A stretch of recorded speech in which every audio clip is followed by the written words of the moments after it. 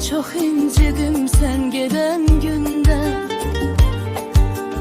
Ağladım sevgimizin gözlerinde ben. İndi yalnız kalmışam həsrətində bir. Sen bir öten sevgi terk unuttun beni. Kalbimde çok incidim sen giden günden. Ağladım sevgimizin gözlerinde ben. İndi yalnız kalmışam həsrətində bir. Her bir öten seherde gözledim seni. Her biten günlerde özledim seni. İndi dünyam da belə değişse mənim. Seninle bil ki her gün her zaman seni. Her bir öten seherde gözledim seni. Her bir iten günlerde gözledim seni. İndi dünyam da belə değişse benim.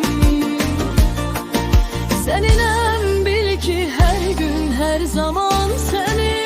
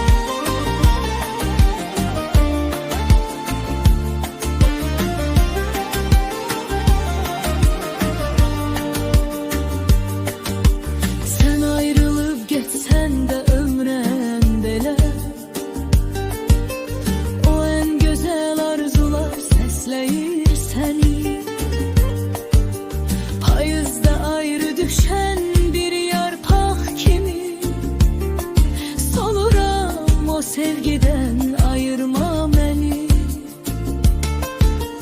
Sen ayrılıp geçsen de ömrümden beri.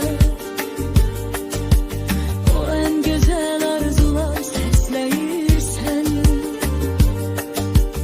Payızda ayrı düşen bir yarpak kimi. Savuran o sevgiden ayırma beni.